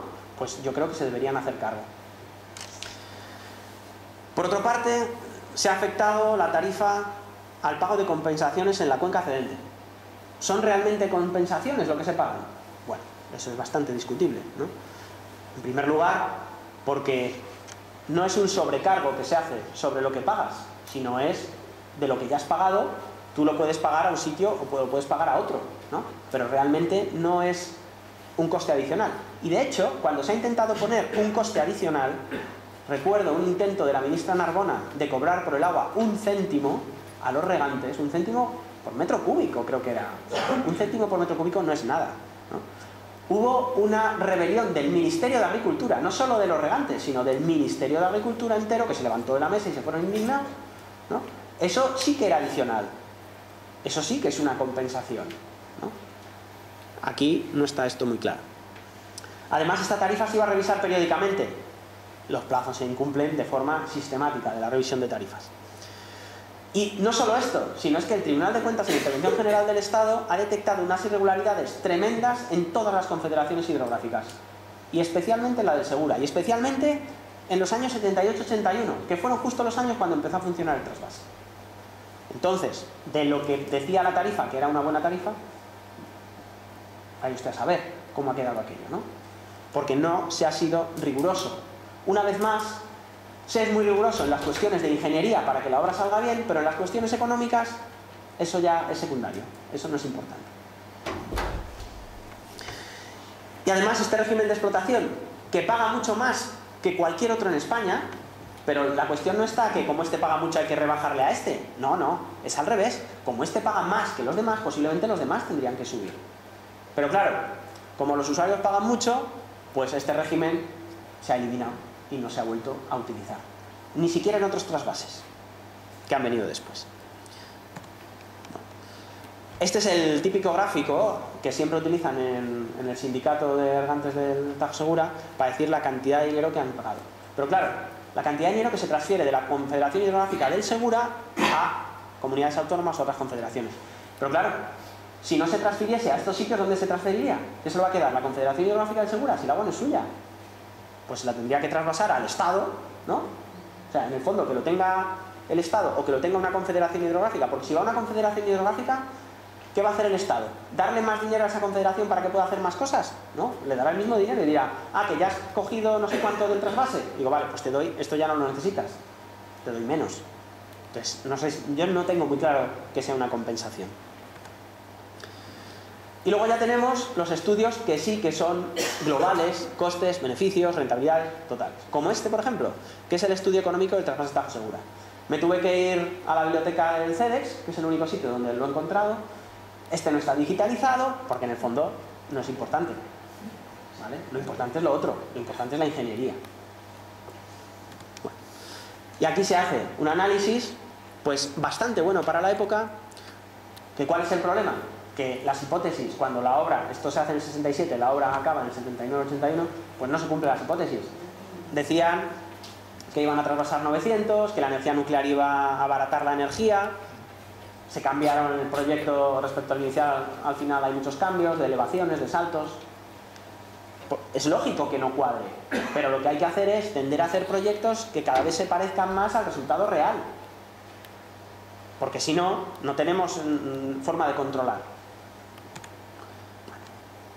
Otro análisis coste-beneficio fue el del Plan Hidrológico Nacional de 2001. Desde mi punto de vista como economista es un análisis mucho peor que el que se hizo en 1967. ¿Vale? Peor porque tiene fallos metodológicos graves. ¿Vale? Y lo que se estimaba que daba una rentabilidad de 3.300 millones de euros, al final salía que estaba infravalorado en 6.000. Es decir, no daba 3.000, sino daba 3.000 negativos. Y hay un consenso muy grande entre todos los economistas, que de hecho se publicó este libro, el Plan Hidrológico Nacional a debate. Hay un consenso muy grande en que ese análisis económico está muy mal hecho. ¿Vale? ¿Cuál era la parte más importante de este análisis, o por decir de alguna forma, lo más visual de que se había hecho mal? Pues por ejemplo, los beneficios del abastecimiento urbano. Los beneficios del abastecimiento urbano, o sea, mientras que cuando tú tienes productos agrarios, tú cultivas los productos, los vendes y puedes calcular tu rentabilidad con el precio de venta. Con el agua es mucho más complicado, porque el agua que tomamos los consumidores no genera un flujo monetario, una rentabilidad monetaria medible. Entonces, ¿cómo se valora eso? Pues aquí lo valoraron con el agua más cara, lo valoraron exactamente con la alternativa más cara del momento, que era la desalación. Entonces, claro, así sale. Y puedo buscar una alternativa más cara, puedo traer el agua de Marte, o un iceberg, ¿no? Y entonces seguro que me sale mejor el análisis. Pero en economía no se hace así, se usa el coste de oportunidad. En economía siempre estamos con la eficiencia. Es decir, ¿por qué voy a usar el agua más cara cuando hay agua más barata cerca? Esa es el agua que hay que meter en el análisis. El agua más barata que yo podría comprar. Y ese agua es agraria, porque no todo el agua que se usa en la agricultura da unas rentabilidades tremendas. Hay agua que no. Y si se hace eso, se desmonta rapidísimamente el estudio, este estudio. Bueno, esto no os voy a liar con esto, son las hipótesis iniciales del análisis coste-beneficio que he hecho yo. Y bueno, por ejemplo, el abastecimiento se valora según el coste de oportunidad. Bueno, ¿Cuánta agua se va a trasvasar? Eso es clave para hacer el análisis. ¿Cuánta agua se va a trasvasar? Pues con cambio climático, con nuevos requisitos, aunque luego el plan hidrológico de la cuenca del Tajo no esté claro si se va a poder trasvasar más o menos. Bueno, pero en principio la lógica te dice que no se va a trasvasar más. Lo normal es que se trasvase menos. Y igual se trasvase igual, ¿no? Que es la hipótesis que he puesto yo. 320. 200 para regadío y 120 para abastecimiento urbano. ¿Cuál es el punto? Uno de los puntos clave. El primer punto clave. Costes de las infraestructuras. 4 grupos de costes. Pretrasvase, acueducto, Tajo Segura, posttrasvase y obras de puesta en riego. Dependiendo del tipo de análisis que yo haga, tengo que meter unos costes sí y otros no. El primer análisis es la tarifa legal. Dependiendo de lo que tú quieras hacer con la tarifa, claro, si tú lo que quieres es favorecer la agricultura, subvencionar a los agricultores, pues no metas cosas en la tarifa y bien. ¿Qué pasa? Ahora hay una directiva marco de agua que dice que la tarifa tiene que recuperar los costes. Y los costes, la administración tiene que recuperar los costes que invierte en hacer la infraestructura, ¿no? Entonces, en la tarifa que hay ahora, el pretrasvase no está incluido. Y el pretrasvase son unas infraestructuras necesarias para que funcione el trasvase, entre Peñas, Buendía y Bolarque. Es cierto que se hicieron mucho antes, pero el que las hizo ya tenía en mente, porque como el proyecto es de 1933, el proyecto del Tajo Segura, el que las hizo ya tenía en mente que para hacer el trasvase necesitaba poner ahí esos embalses. Entonces, ¿son parte del trasvase? Sí. ¿Se usan para el trasvase? Sí, se usan para regular los caudales que entran en el trasvase. Entonces hay que imputar una parte, no todo, porque eso se usa para otras cosas, pero por lo menos una parte. Yo he calculado que aproximadamente el 70%, porque la finalidad principal, porque claro, en la cuenca alta del Tajo en el fondo no hay tanto consumo, el consumo no es de la cuenca alta. Entonces, por lo menos el 70% de esos costes se pueden imputar al trasvase propiamente dicho. En el acueducto Tajo Segura y el posttrasvase, si yo quiero recuperar los costes, tengo que meter todo en la tarifa, incluido ese 40% que estoy perdonando, ¿vale? Y las obras de puesta en riego, eso no tendría por qué meterlo en la tarifa, depende. Las obras de puesta en riego son las obras que tienes que hacer en la finca o en los alrededores de la finca para poder utilizar el agua, porque el trasvase no llega hasta la puerta de tu casa, ¿no? Hay un paso intermedio y luego en la propia finca. ¿Quién hace eso? Eso lo hace el agricultor, la comunidad de regantes. Pero también, ¿qué ocurre? Suele estar subvencionado, o al menos en la época del trasvase estaba subvencionado. Entonces, ¿qué parte meto en la tarifa? La tarifa no tengo que meter lo que paga el agricultor, y eso ya lo asume él. Pero sí que tendría que meter la parte que es subvencionada, ¿vale? Se podría incluir. Luego tenemos un análisis financiero. El análisis financiero, dependiendo de quién sea el usuario, incluirá unas partidas u otras, ¿no? ¿Tendrá que incluir el coste del pretrasvase y todo eso en el análisis financiero? Sí, porque lo usa, ¿no? Y se supone que lo tiene que, todo el coste de lo que, excepto lo que se diga explícitamente que yo te lo subvenciono, habría que meterlo. ¿Qué es lo que habría que quitar en el análisis financiero? Por ejemplo, no habría que incluir las subvenciones que le haya dado el Ministerio de Agricultura, pues eso no se mete, porque eso no lo vas a tener. Si no, lo tienes que devolver, igual te adelanta el dinero y hay que devolverlo. Y cuando hacemos un análisis económico para saber si ha sido rentable para España, ¿qué es lo que tengo que meter? Todo, incluyendo todas las subvenciones, incluyendo los fondos europeos, ahora no tiene fondos europeos, pero incluyendo los fondos europeos, todo, porque a mí lo que me interesa saber es si la obra es rentable. Y si es rentable, la hago. Si no es rentable, no la hago. Y hago otra. Busquemos otro sitio donde meter el dinero que sea más rentable que este, porque redundará en un mayor beneficio. No sé si me he pasado ya. Más o menos, ¿me he pasado ya? Bueno, pues ya vamos acabando. Pues esto me lo voy a saltar. Nada. Bueno. ¿Dónde está el problema del trasvase? Hombre, las obras en España, desde lo que se proyecta hasta que la obra se ejecuta, la diferencia de costes es brutal. En el anteproyecto eran 12.000 millones, el coste final 30.000. Obviamente hay que descontar la inflación, pero bueno, la diferencia es importante. Y es que además aquí no estaban todos los costes, porque había que incluir los del pretrasvase y había que incluir las inversiones agrarias, ¿no? Que son nada más y nada menos que 26.000 millones de pesetas. Y esos no están en ningún análisis, no están en ningún lado. ¿Esto qué viene? Pues que a lo que había en valor nominal, pero claro, en valor nominal algunas cosas como Bolarque es del 46, ¿no? Eso cuando tú lo llevas hacia el futuro aumenta, ¿no? Entonces realmente no se han contabilizado en el año 2010 3.200 millones, 3.300 millones de euros, que no se han metido en ningún lado. Esto no es una cosa que tengan que pagar los agricultores, porque una parte la más importante son las inversiones en finca. Pero tú tienes que tenerlo en cuenta para decir si la obra ha funcionado, ha sido rentable o no para España. No para los agricultores, sino para España, para la economía, el marco de referencia. Y además otra cosa bastante importante, es que las zonas regables del trasvase no solo se riegan con agua del trasvase. Es decir, se riegan con agua del trasvase, con agua superficial del Segura y con agua subterránea. Eso nos puede llevar a la paradoja de que el trasvase cero y que haya una rentabilidad del trasvase. Y dices tú, bueno, eso no puede ser. Si el trasvase no trasvasa, pues si no hay agua, ¿cómo cultivan? ¿No? Entonces, eso realmente, estos informes que están dando la rentabilidad, no es la rentabilidad del trasvase, es la rentabilidad de las áreas que reciben trasvase. ¿Vale? Entonces, a mí me parece importante ver la rentabilidad del agua trasvasada. Es decir, si yo no trasvaso agua, rentabilidad, cero. Y si trasvaso mucha, pues la que sea. Pero solo la del trasvase. Porque si no, lo que yo podría era modificar los datos aportando un montón de agua de la propia cuenta del Segura. Y tendría un incentivo perverso a ocultar el agua del Segura, ¿no?, para este tipo de cosas. Entonces, ¿qué he hecho yo aquí? He dicho, solo voy a cultivar lo que pueda regar con el trasvase.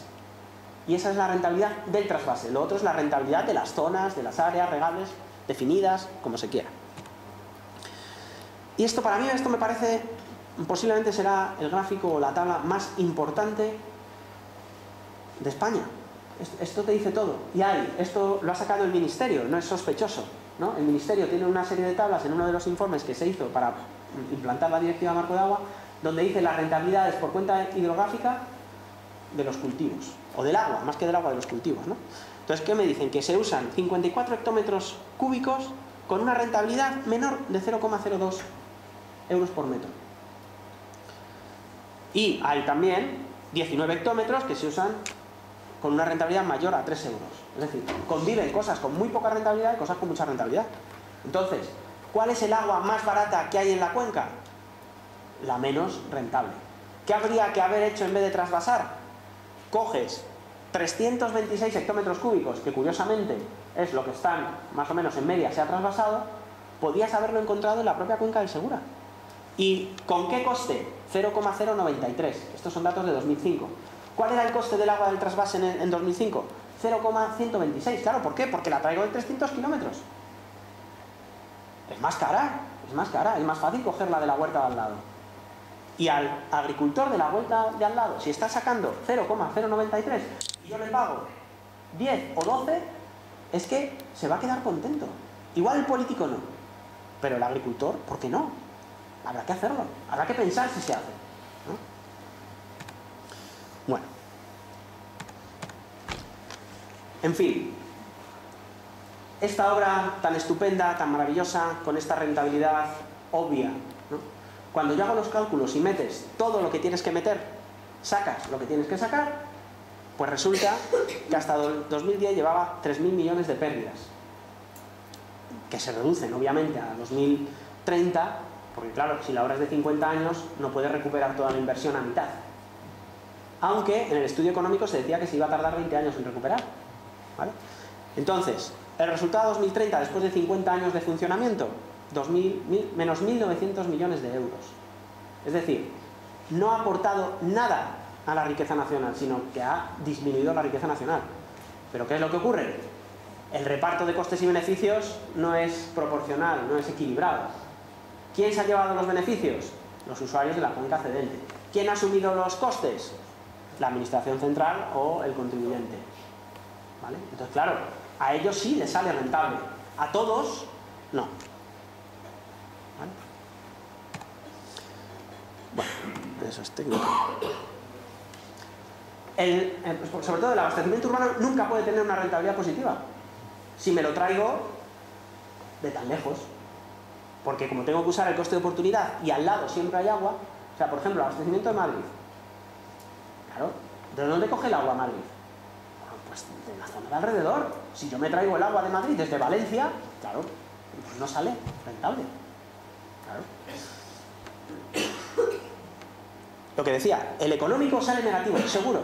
El financiero, dependiendo del usuario, puede salir positivo o negativo, porque hay cosas que no tiene que meter. Lo que no pague directamente no lo mete. ¿Vale? Entonces, terminando ya. Desde el punto de vista racional, los grandes trasvases intercuencas son irracionales. Desde el punto de vista económico son irracionales. Y además esto no es una cosa que diga yo, es que cuando se han analizado las infraestructuras hidráulicas han salido rentabilidades negativas, o rentabilidades mucho menores de las esperadas. Cuando han analizado otra gente por ahí fuera, también han sacado resultados negativos. O sea, no es una cosa aislada, sino que es general. En consecuencia, el trasvase Tajo Segura no ha beneficiado a la economía nacional, aunque sí puede a algún usuario en concreto. Y se ha incurrido en un coste de oportunidad. Es decir, si todo este dinero que hemos puesto en el trasvase Tajo Segura lo hubiésemos puesto en otra actividad económica y en otro sitio, pues igual hubiese salido otra cosa, ¿no? Y claro, a la zona que le inyectes como inversión el coste que se ha inyectado aquí, porque bueno, aunque la inversión estaba, sí que es transversal, pero bueno, en el fondo el beneficio de esa inversión ha ido todo a la cuenca cedente, ¿no? Entonces, podrías haber hecho otras cosas con todo ese dinero y hubieses generado, por ejemplo, una mayor equidad entre cuencas, ¿no? Claro, si la dimensión económica, la ambiental y la social son negativas, pues está clarísimo que la total es negativa. ¿Y dónde está el quid de la cuestión? Es que estamos aplicando una solución de finales del siglo XIX, es decir, de 1900, para los problemas del siglo XX, y ahora se quiere volver a aplicar para los problemas del siglo XXI. Entonces, no tiene sentido. Los problemas del siglo XIX y principios del siglo XX son radicalmente diferentes a los problemas de hoy. Por tanto, no podemos aplicar la misma solución. El objetivo no es el mismo. ¿Vale? Y para esto, ¿qué hay que hacer? ¿Qué es fundamental? Desmantelar los hidromitos. El desequilibrio hidrológico nacional, el déficit hídrico, etcétera, etcétera. ¿Hay otras opciones? Sí, políticas de demanda, por ejemplo. Y otra muy importante, que a la gente no le gusta nada, que son los mercados. Pero los mercados no para que uno de la cuenca del Segura compre agua en Galicia. No, mercados intracuenca, para que esas aguas que tienen una rentabilidad chiquitísima, muy pequeña, vayan a los usos con mayores rentabilidades, que unas veces serán agrarios y otros no. Eso se puede hacer. No, es que el capitalismo va a acabar con los aguatenientes. Digo, bueno, ¿qué es lo que se hace? Se regula, se pone un regulador, se analizan las cosas y acabo. Esto que veis es Water Transfer Decision Tree, es decir, el árbol de decisión para hacer una transferencia en California. Es muy complicado. ¿Por qué es muy complicado? Porque hay un montón de análisis, un montón de supuestos, un montón de cosas, si la transferencia es permanente o es coyuntural, si es de más de un año, si es de más... Claro, pongamos una cosa así. Hagamos un mercado, sí, pero no le dejemos a su libre albedrío, sino lo controlamos. Y otra cosa fundamental que salía en la diapositiva. ¿Qué es eso de concesiones de 75 años? Te estás hipotecando, que el agua es de todos, no del que se la concedes. Entonces, no puede haber... Además, si los proyectos... ¿De dónde tienen esos 75 años? Antes la rentabilidad agraria era tan pequeña que o le daba 75 años o no podía invertir en la finca. Ahora no es así como a principios del siglo. Entonces habrá que adecuar. O sea, la concesión es mayor que el periodo de amortización del trasvase. Eso no tiene sentido. Tendría que ser de menos, porque entonces podría haber movilidad y podría mejorarse la asignación del agua desde un punto de vista económico. Y ya os dejo. Y nos